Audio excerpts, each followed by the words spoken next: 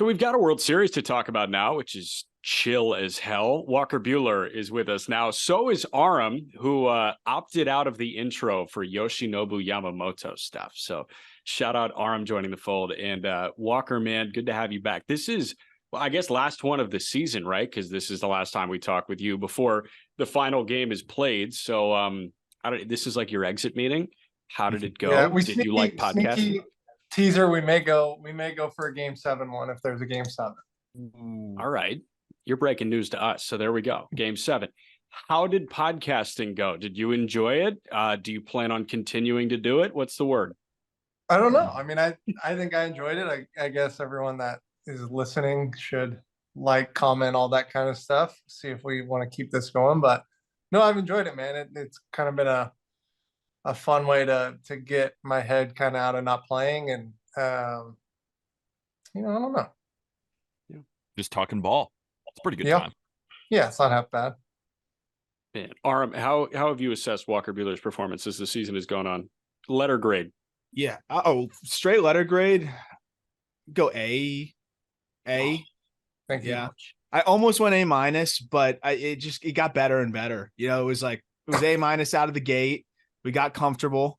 That's more of like a dynamic thing too, right? Sometimes like you got to know where your receiver is going to be. And I felt like by episode 2, episode 3, like we just kind of had that instinct. You knew where the receiver was going to be. You throw the ball there, you put it there before he's even there. But I know it's football. Honestly, it got fun. Not a quarterback though. Yeah, that is fair. But there was something, and you can maybe make the comparison of like, a battery as well, where I think the pitching breakdowns and stuff like that really was where things just got to another level where it's like, where else is anyone doing this? And that kind of pushed it almost to A+ territory there. But the one drawback was the one bourbon that we tried that wasn't good. Ancient that Age. brought you back. I forget which one it was. No, Ancient Age was okay. There was one that like he trolled us with. I forget which one it was. It was Ancient Age. Was it? Yeah, you trolled us with that one. That dropped you down to an A. But no, it was a lot of fun, man. And we're really lucky and appreciative to have you on, and hopefully we'll keep rolling. Buddy. I'm probably going to roll with a B+ here. A+ in terms of analysis of the game, but I think we have to go C for being controversial. We got Aaron Rodgers over here talking about ayahuasca, calling people Mr. Pfizer, just going after people. You didn't talk enough shit, I don't think. So that's why I'm going C in terms of being controversial, A+ in terms of the baseball analysis. And we'll go with the B+. We were speaking beforehand. Can we get a letter grade on your picks this week? F-. Jack, we got to talk about the World Series. I don't know why we're dwelling on the past here. I mean, what are we doing? Got here? you. Yeah. Real quick question. If one of them gave you like a C- and like said something that was probably wrong, but just like a level of criticism, would you have left the Zoom or would you have like toughed it out and stayed with us? I'm a little more petty than that. I wouldn't have left the Zoom, but they may have left Just Baseball in about 28 hours. Got you. Okay. So like just I'm going to bomb the show and it's all going to take a nosedive. Understood.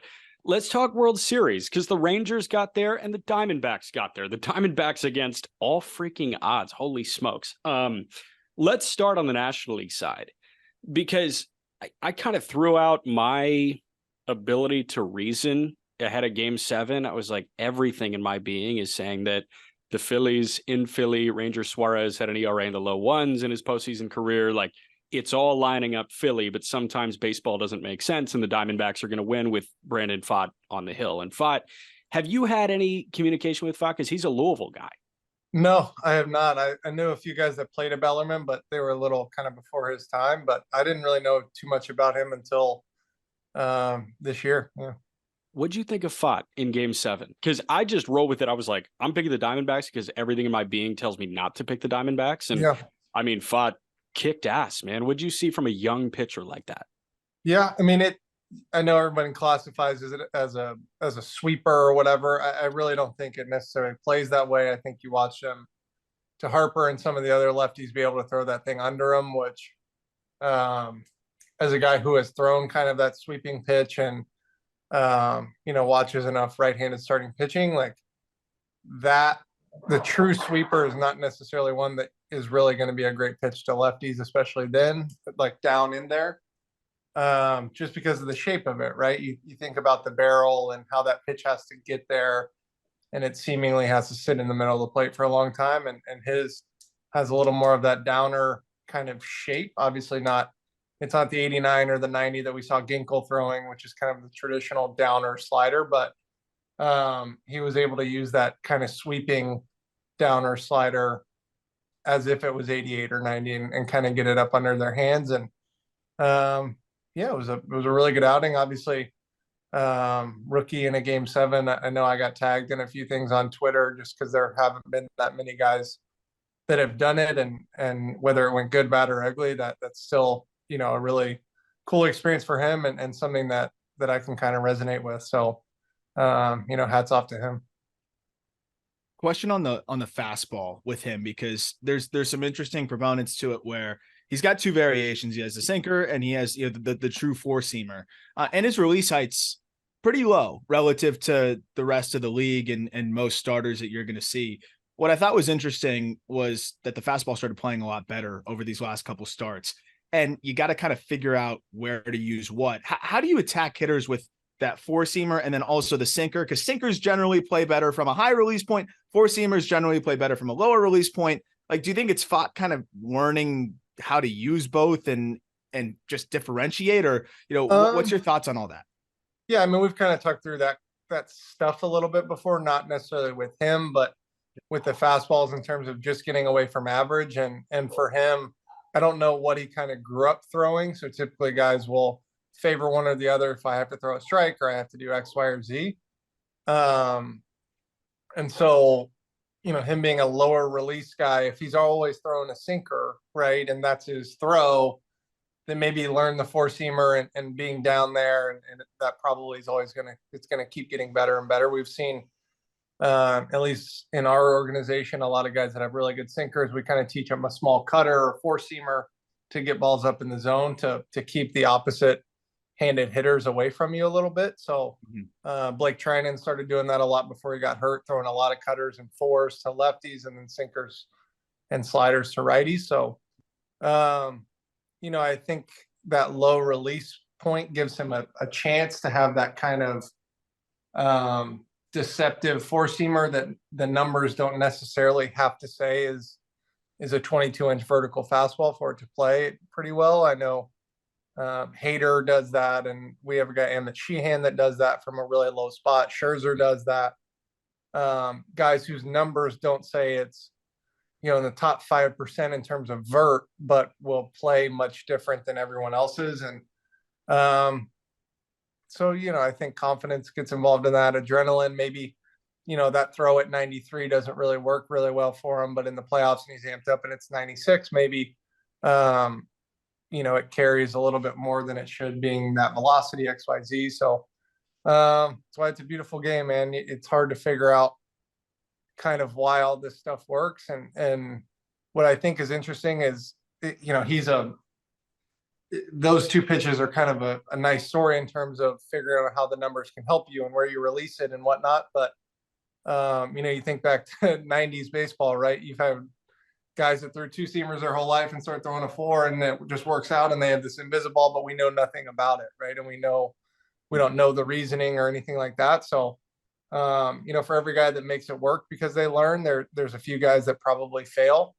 But that's what I don't like about the anti-new school stuff is, to be honest, those guys probably would have failed anyway, right? If that sinker wasn't enough that the numbers don't matter, then you probably needed to figure something out anyway. And so, I think it's a cool kind of story about this new school look, and he doesn't throw super new schooly. It's not everything at the top and all that. Like, he's throwing sinkers and sliders and trying to go backdoor and do all the things that they love to talk about in the 80s and 90s and early 2000s, but now we just know why some of it works and some of it doesn't.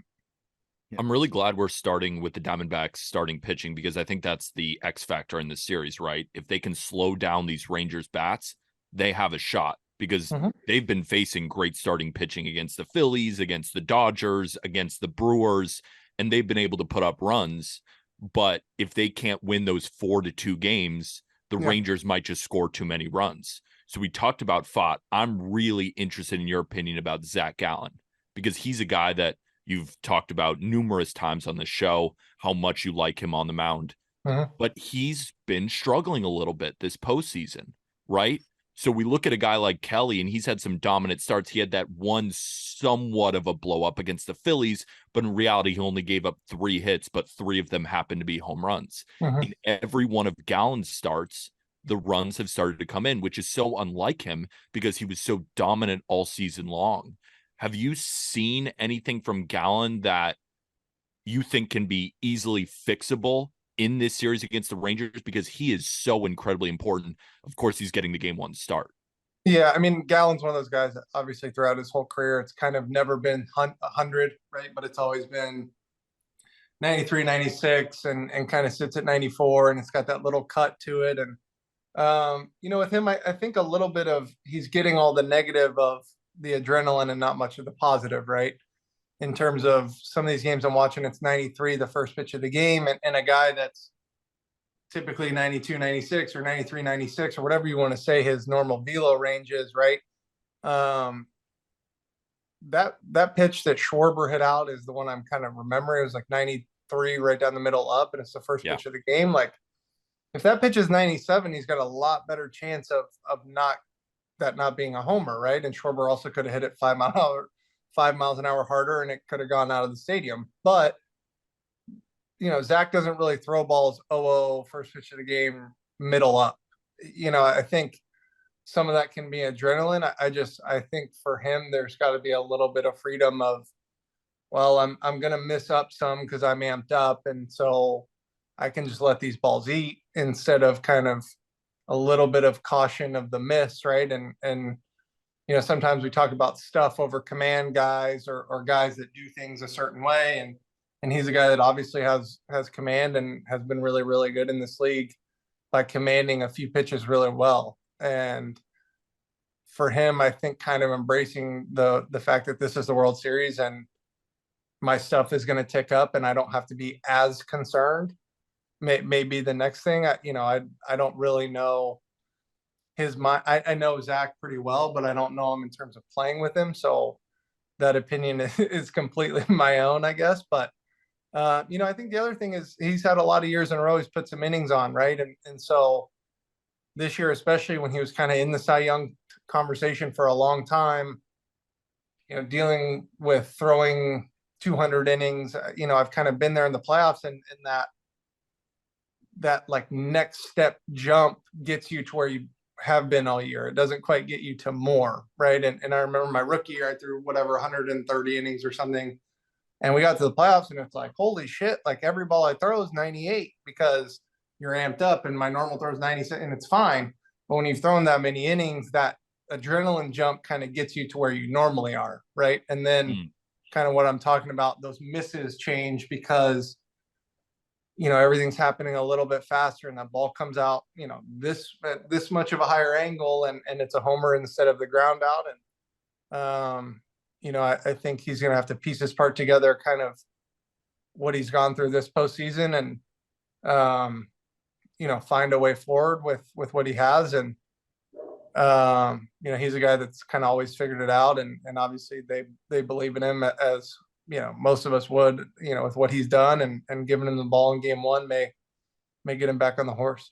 So you're on a heater right now. I'm raising his grade to an A-. That was a great answer. That was gas. Gallen, you've experienced obviously adrenaline in huge moments in the postseason. You also have a 6-pitch mix, right? And what's the number? It's 6 pitches with a negative run value in 21. Like, not very many players do that, but you've got a pitch mix, and you had to rely on a pitch mix with adrenaline, and that's what Gallen does. And it's pretty well documented. Brent Strom is the pitching coach for the Arizona Diamondbacks. He was with Houston for a while, and he's one of the more well-respected pitching minds in our game right now. And he has been on record and said, I've coached guys with better four-seamers, with better changeups, with better curveballs, with better cutter sliders. I've never seen someone with a better pitch mix than Zach Gallen. Yep. How does adrenaline affect pitch mix in that? Yeah, I think for him, probably, I mean, I don't really remember if I faced him in the box or not. but from TV and watching him a lot, my assumption, the only thing that would change is that, here, I'll try and show it this way. So most guys four-seamers spin like this, straight to you like this. His has a little baby cut, Okay. right? And if you watch it on TV, it'll just move to his glove side a little bit at the end. Just like that. On a slider, that ball is going to rotate more that way. Now, if he's not getting that baby cut on his heater, say it's adrenaline, it's coming out arm side, and it has a little bit of this, now that slider cutter looks way different. Mm, Does that make sense? yes. So What doesn't- that's Real quick, the only what thing I doesn't- can really think of. Real quick, what doesn't make sense, we've talked to a lot of players, Arm has talked to a ton of players on the call-up. It seems like no pitchers have a baseball that they can just grab, like off their laptop or their iPad. There's just nothing. You don't think we And I'm just a fat spend podcast host, and I have one. It's sitting right here. I got two of them.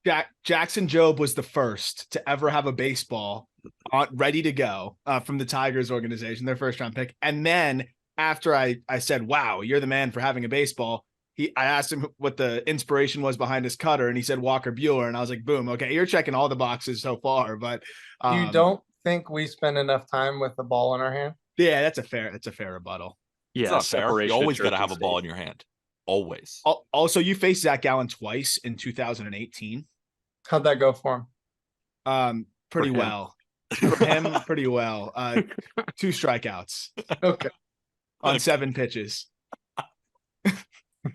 Let's wrap with Merrill Kelly. If we're talking Diamondbacks pitchers, how'd that go for him? I love that. Kelly said some things that Phillies fans ran with. He happened to make 2 starts in Philly. First one didn't go so well. Second one went really well. I know you're into poking the bear a little bit.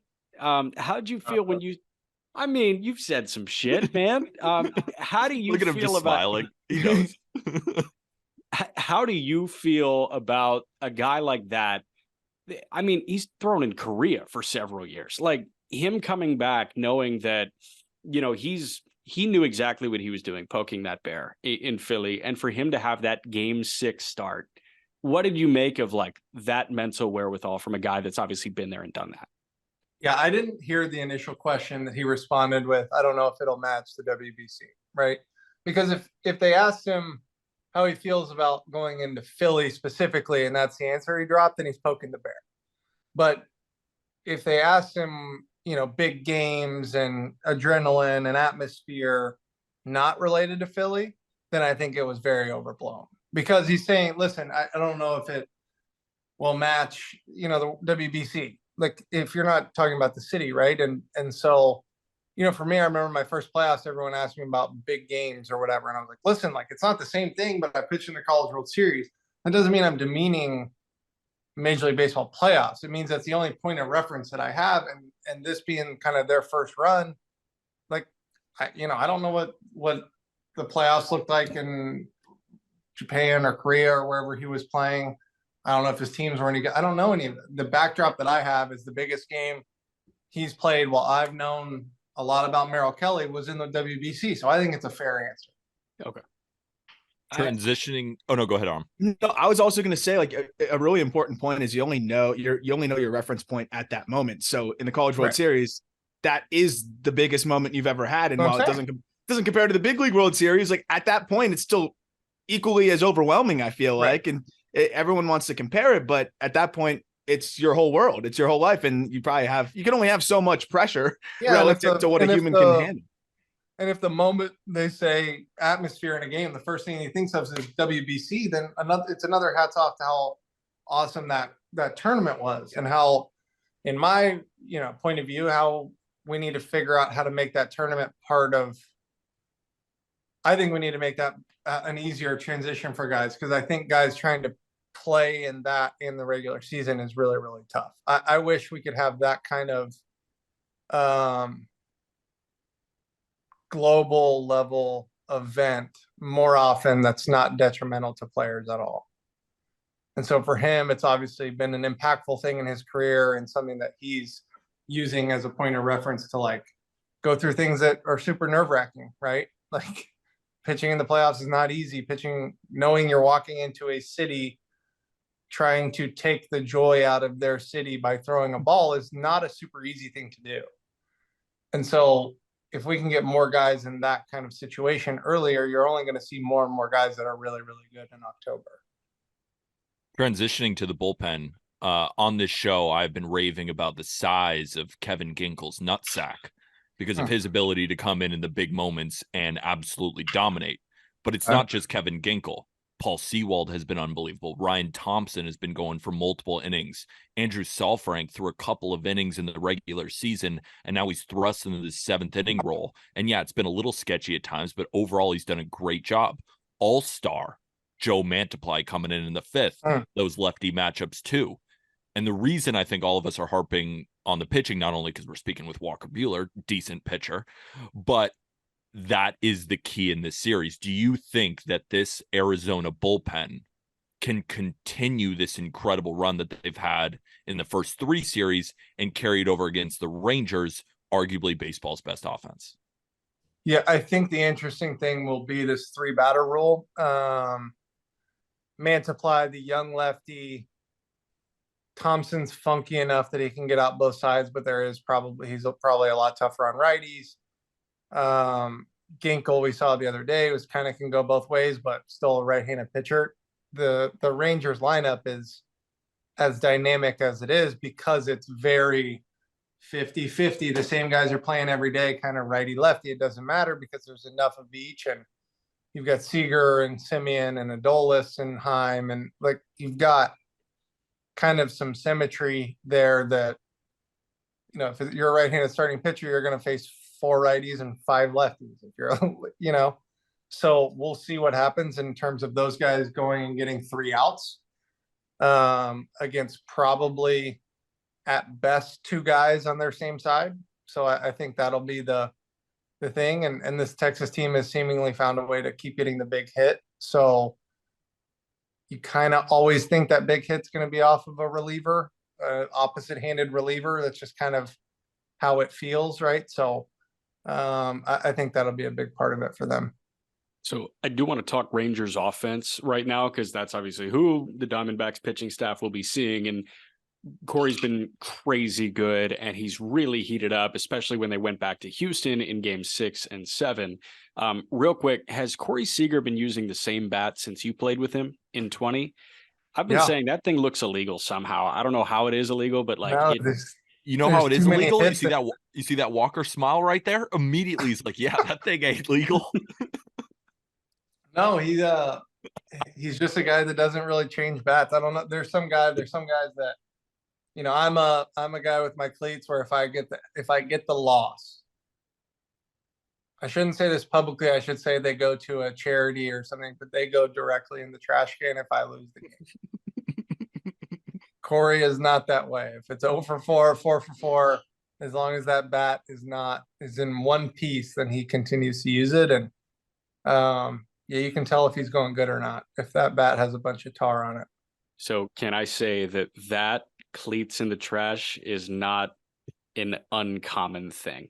In AAA, that's a very common thing, and in high A, it was even high A. Like, listen, it's borderline surprising to me.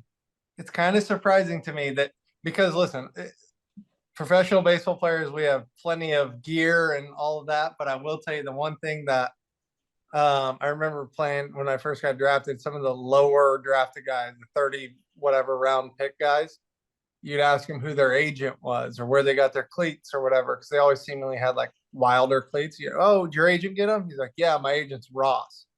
I'm like, what do you mean? He's like, I just go to Ross, the store. So it is funny to me that guys would do that in high A or whatever.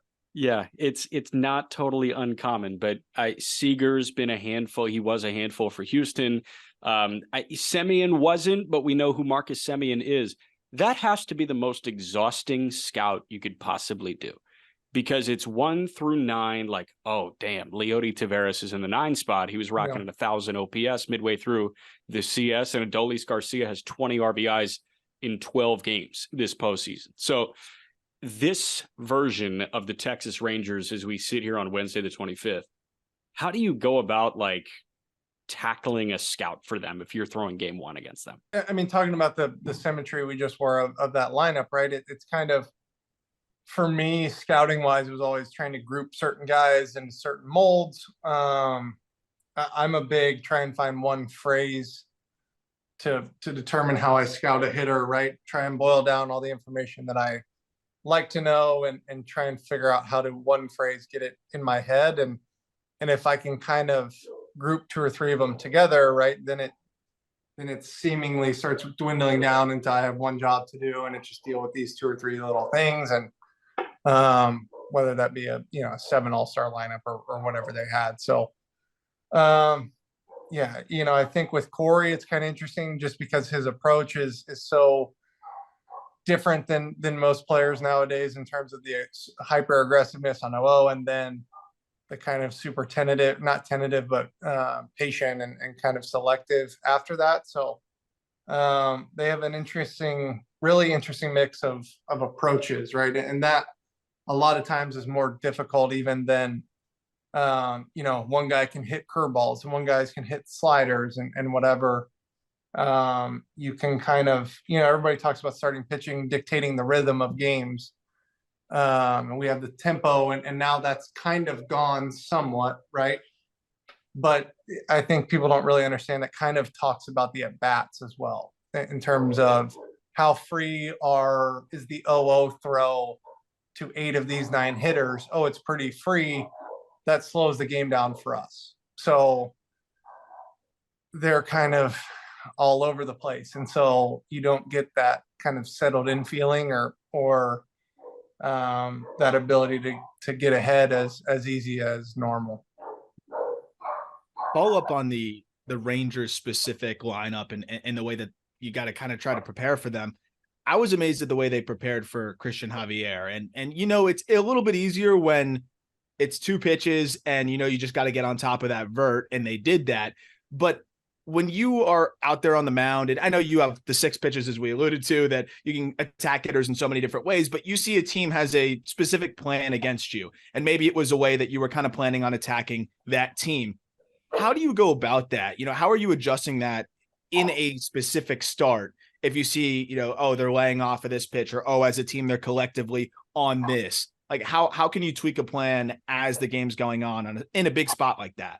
Yeah. I mean, maybe this is not the right way to do it. It's just the way that I do it. Right. It is typically to a hitter, you'll have an idea of 1-1, what you want to throw, or 2-2 or whatever, kind of a middle point of an at bat.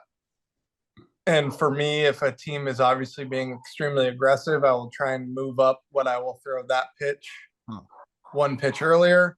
They're being really passive, I will try and throw out 1 pitch later. I don't think it ever works out that way, that I had this grand scheme and it worked out 1 before, 1 after. But I think that mentality is kind of what I try and do, right? If I know to a certain guy, it's probably going to be a cutter 1-1 and they're being hyper aggressive, then it's probably going to be a 1-0 cutter. And if they're being real passive and it's 1-1, I'm probably going to throw a fastball. And then if I miss 2-1, it's going to be the cutter, right? So you kind of try and take those different scenarios that allow you to get to the leverage point that you've been envisioning for 4 days and still be able to throw the pitch to get the guy, right? But just sometimes it has to be in a different spot. If we're talking about grouping some of these Rangers together, I like what you were saying about all these different approaches, but especially with Seager, like it's so tough to deal with him. And then also you have Adolis Garcia, who is just hitting home runs, it seems like every single game, hit 1 in 4 straight games. I think he hit 5 home runs in 4 games. With a guy like that who does have the swing and miss, but when he's not swinging and missing, how do you go into a start against that guy who is so incredibly hot right now? Because like Corey Seager, you might just have to take your licks. He was hot during the regular season. He was hot during the playoffs. He's a playoff performer. But Adolis Garcia didn't exactly come out of nowhere. But I don't think even Texas Rangers fans saw this power just every single game, unrelenting. How do you deal with a guy who is straight up standing on his head?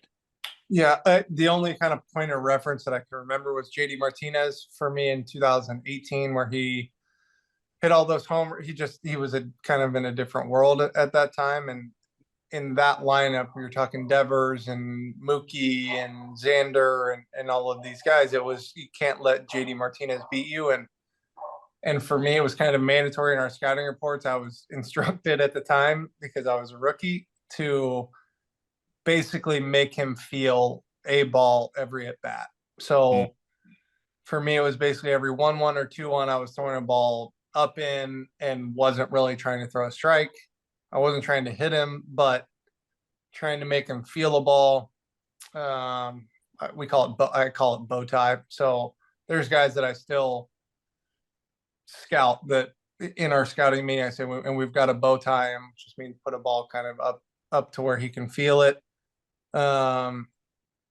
With a guy like Garcia too, he's hit some homers on some weird pitches. He hit that one oppo in Houston that was kind of midline away. I don't know his scouting report. I haven't faced him much, but my guess is that it's down away is probably one of the safer zones. Up in is probably one of the safer zones, and then the slider and the curveball are probably okay.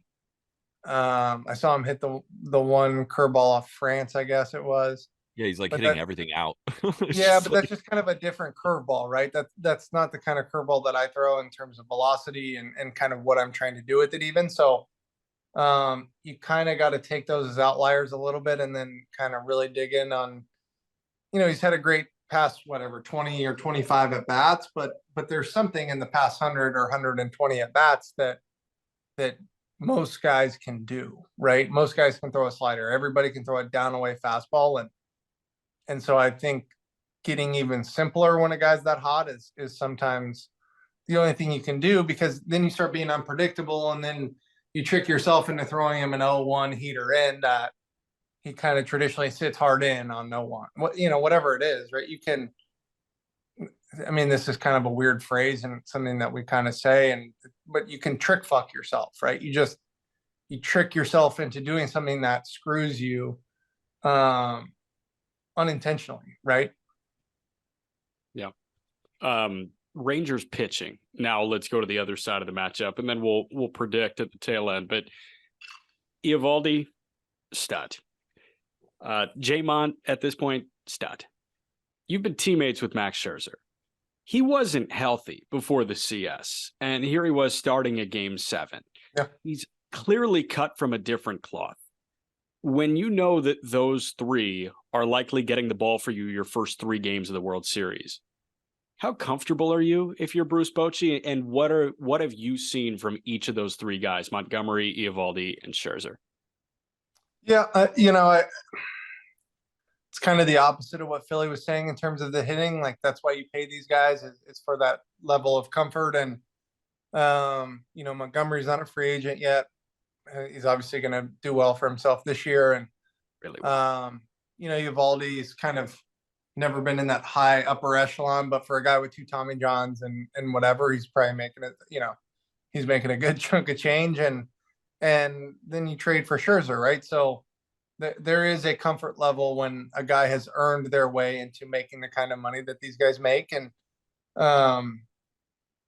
that's why you pay them, is so that these next 3 days before 2 days, whatever it is, the general manager is not freaking out about what they didn't do, right? Like, that's the whole thing. And so, I think as a guy who's done the playoffs and all of that, like, I feel like that's a thing that, like, I think I could make a general manager feel good that I'm taking the ball, right? Like, that's the pride that you've taken it, because you've been there and had some semblance of success. And some people like to bet on the unknown, and I'm just not always that kind of guy. And so, I think they have to feel really good in that clubhouse. Now, does that mean everything? No. I've been in rotations with me, Clayton, Scherzer, and Julio, and we've lost series, right? I don't know. I've been obviously part of the reason we lost. It is what it is. but I know that at the beginning of those series, our front office probably felt pretty good about it. And so, yeah, it's a scary rotation. Can you imagine if Jacob deGrom's in that conversation and Odorizzi's coming out of the bullpen probably in that situation? And they went and paid 6 John Gray as well. So they paid 6 guys and traded for 1, and they end up with 3 big boys at the end. And we'll see what happens with the running game of Arizona. It's seemingly they're kind of that classic young speed doesn't sleep team. And you get one guy on, and seemingly for them that's a little bit more momentous than other teams, because 70% of their guys can steal a base, and so singles become doubles and bleeders become RBIs, and things kind of get rolling for them. So it'll be a fun series. It's kind of a young kind of put together team, a lot of homegrown with a couple veteran guys, and then a team that is homegrown, and then they kind of put all the dressing on top of it, right? And so yeah, it'll be exciting.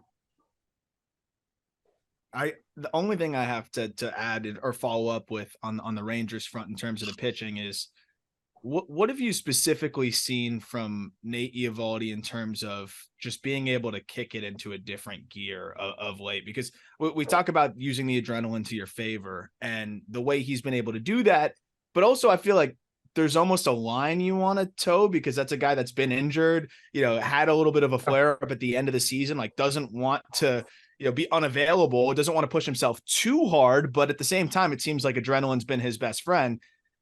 How do you, like, in your mind, how does somebody manage that? And also, what do you think has really clicked for him down the stretch here? And you think he can keep that going into the World Series?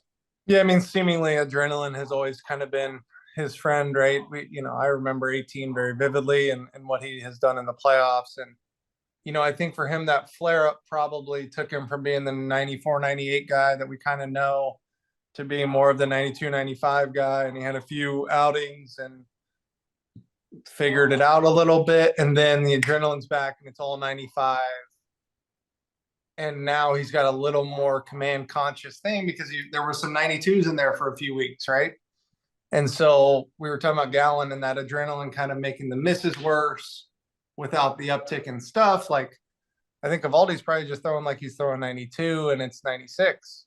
So that's the embracing of the adrenaline. That's the next thing. That's how it can help you, right? And I think he's a great example of what can happen in those situations. And he's also seemingly from the outside, and the little kind of conversations I've had with him, he's not a guy that is not going to take the ball kind of regardless, right? I think, I understand that mentality a lot in terms of before this surgery, right? And I think I kind of understand it even more now, in that, he's probably a guy that's hunting moments and hunting memories and hunting the chance to be remembered in a different light than maybe his career, right? You get injured a few times, and as cheesy as it is, like, legends never die. Like, legends aren't made in the regular season. They're made in October. And for him, I think that's probably a big part of his identity as a player. And that guy's not going to not take the ball. Transitioning over to the Texas Rangers bullpen, because I do feel that it is the weakest unit on their team. And now it's not a weak unit, but when you look at their offense and we're talking about how comfortable we are with their starting pitching, that's an edge that the Diamondbacks can have with how good their bullpen has been. Jose Leclerc has done a good job transitioning to the closer role, but he hasn't been shut down like a Paul Sewald has. Aroldis Chapman looked good with an 8-run lead, but him in a tie ball game, I don't have a ton of confidence. Josh Sborz is the guy that I'm looking at where it's like, watch your mouth. If he takes the mound, watch about the two. Josh Sborz was in my wedding. That's his guy. I was just about to shower and praise. I'm like, Josh Sborz is my favorite reliever right now in the Texas Rangers pen. Okay, real quick, how do you feel about your groomsman's facial hair that he's got going on? Because clearly he's shaving like in the crevice between the sideburn and the goatee. That's the growth pattern. I got it too. Not as Yeah, bad as that's Spores. That's the growth pattern. Yeah, giving him shit for it? Josh Spores wedding or groomsman. Yep. But But my question, also don't forget 2015 College World Series most outstanding player, Josh Spores. and I'm Whoa. putting plenty of respect on Josh Spores' name. I think that was my main I point think of he this entire threw. question I is think that fella threw like 16 or 18. Look this up. I think it was 18 shutout innings in Omaha Damn. as a reliever. so Josh Spores is the greatest reliever of all time. Hey, he's good under the lights. I'll tell you that. He is good, but the thing is, he is kind of the only guy in that back end that I have full faith in right now because they bring in Andrew Heaney in these innings. They bring in Cody Bradford in these innings. Of course, they have a couple of guys, Martin Perez. Like, if those starting pitchers don't perform, the Diamondbacks can win in the later innings. Am I overlooking some arms, or do you share a similar opinion that this Rangers bullpen could ultimately do them in? Let me ask you that because this is kind of the inside baseball thought of it, right? Who's the righty on that team that you would have face Christian Walker? Probably Spores. I think Who'd be Leclerc, second? probably Leclerc. Okay. Who's the lefty that you would have face Corbin Carroll, Alec Thomas? Chapman? I Okay. mean, that's what I'm saying. Like, are we sitting here being like, yeah, the Rangers are going to blow them out? Diamondbacks are going to score off these guys.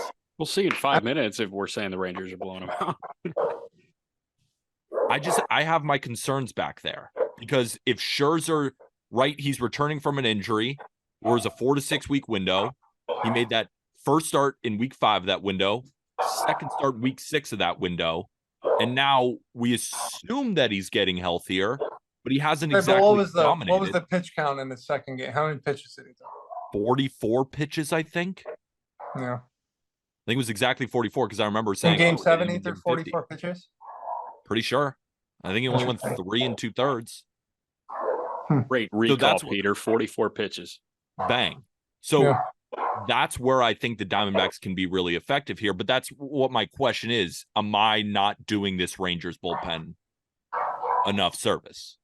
Yeah, I mean, I think obviously we know Evaldi and Montgomery have gone pretty deep in games, right? But you've got to win quite a few games to get to the World Series, and so something has been going well back there. Whether it's the name that you like or not, something is working. And I know Spores has been good. Leclerc's been pretty good. Chapman, little rocky, but it's still 103, and so there's some things back there that I don't think are super simplistic, right?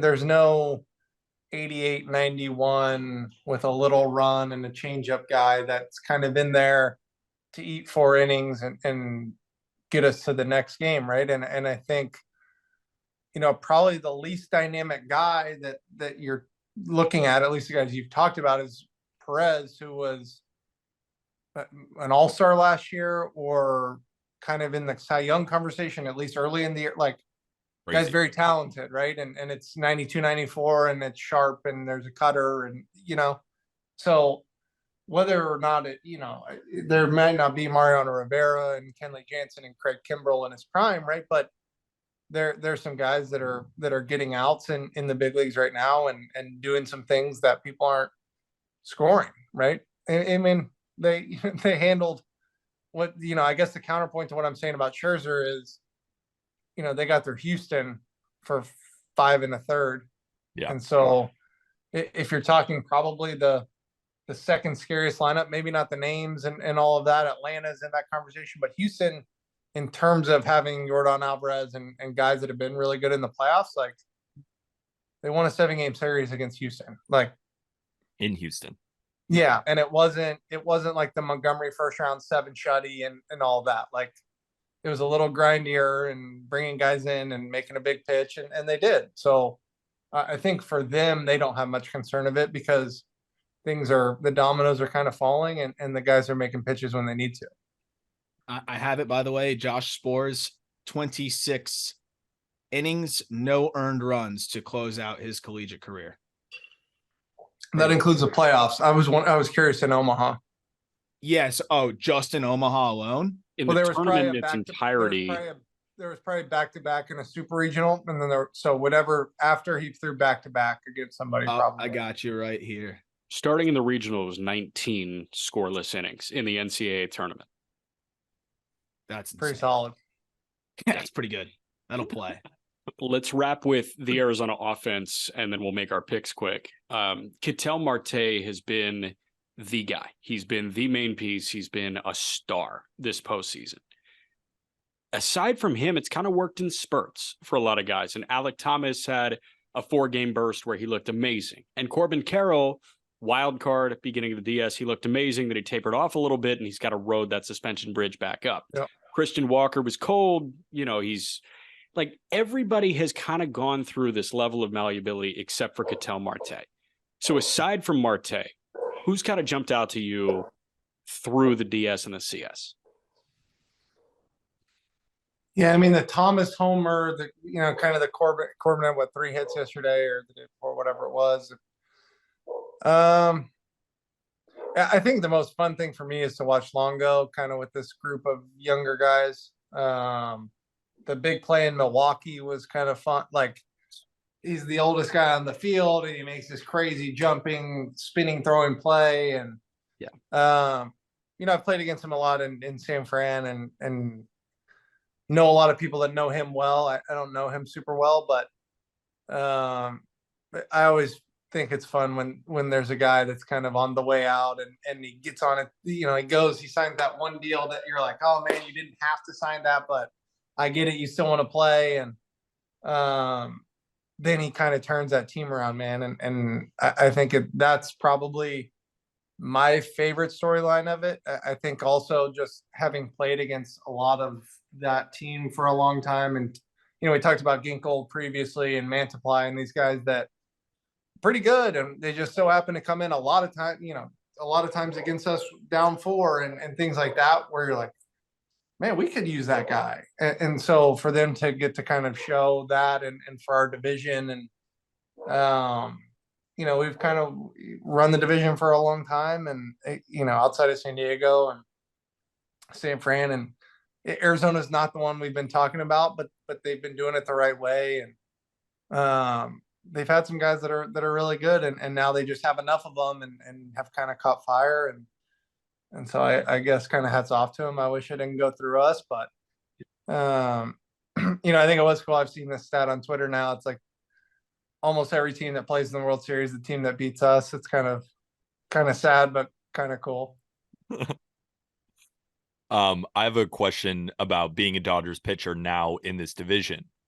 Because you talked about Longo, a guy who I've been incredibly impressed with.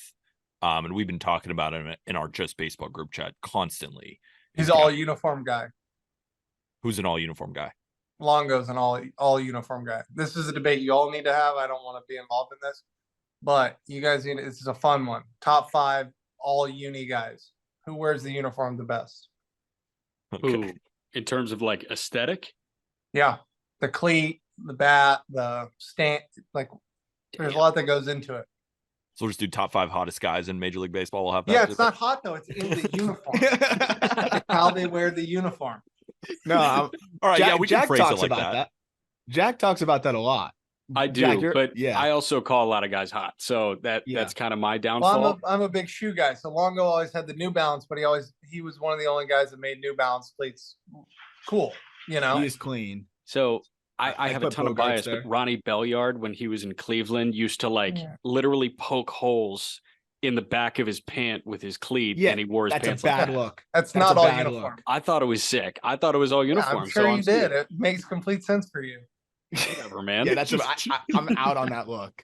I'm really that's a bad one. But my question about Moreno and about Carroll, 2 rookies at the top of this lineup now going into the World Series, as a guy who's probably going to face them for the foreseeable future, what have you seen from that dynamic duo? Because it's hard now to sit here with them being on the biggest stage and continually performing at this age, kind of like how you were continually performing at a really young age, and look how your career has blossomed. Like, as a guy on the Dodgers, seeing them start to really heat up, how scared are you on a scale of 9 to 10? 9 to 10. From 9 to From 10. 9 to 10. Listen, man, there are young players that can be a little scary, but if you want to talk about what's scary is when your in division rivals overtake you after you win 7 divisions in a row, San Fran, or when another team spends what 300 million on Manny Machado and gets one. That's scary stuff. I think for baseball, if I take a step back, I think for baseball, we were all talking about the Orioles and how young they are and all this shit, but it should be equally as exciting that Arizona is kind of doing what they're doing in terms of being young. I obviously am like very anti-Arizona in general, but if that collection of people was wearing a different uniform and wasn't playing in my division, I would say that it's a good thing for baseball that they went and paid a couple guys. They have a couple veteran guys. They have a young team. They're developing guys. They paid Corbin Carroll somewhat his market in terms of how many little games that he played. You start building an organization around really talented, good, smart baseball players. And I think that is a good thing for our sport. Do I prefer the Texas Rangers? Probably, to have all these superstars that are really good and older guys that we have no concerns about. And it's just a matter of, will they be good today? Yeah, I prefer that. I would rather do that. But I also think that the Diamondbacks have had to play very veteran teams in terms of our division and go through us and have I said this after the series, and we didn't want to really put it out there, but I did say it, that they should have some confidence that they went through us in the playoffs. And I really mean that. Like, I don't care what my team was when I was in the playoffs. If I beat somebody in the playoffs when I was 24 years old and they were in the World Series and done all that, like, that would give me confidence. So yeah, for them, it probably should. So, hats off to, honestly, both these teams, I like the way they're doing it. I think there's a couple different ways to make a really good team. And I think these are probably the two most prominent. And That was So to summarize, yeah, no, go ahead, Jack. I was that just was going a to say, fucking masterclass at complimenting a team in division. That was really good. and it kind of made me land on the point where it is a 9 out of 10 in terms of scared. You aren't terrified of them, but you are scared. me? Yeah.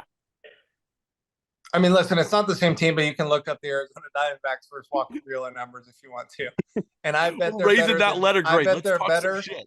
I bet they're better than the Peter Appel versus any high school team that you ever played against numbers.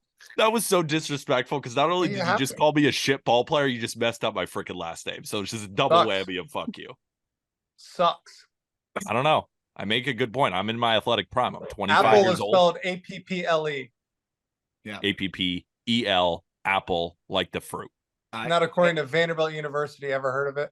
I don't care about that. It's my name. A plus. Should we A just plus. like pick a winner in how many games? C minus.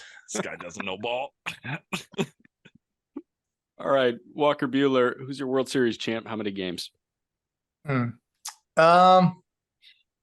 away from them the whole time, obviously.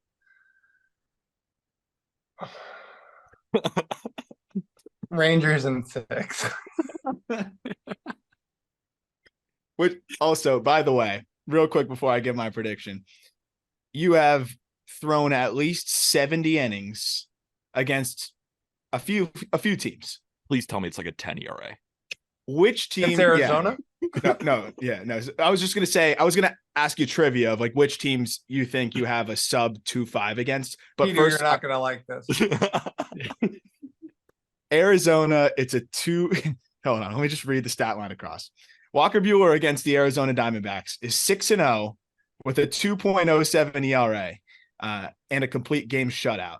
In 78 and a thirds innings, 89 punchouts, and an 0.85 whip.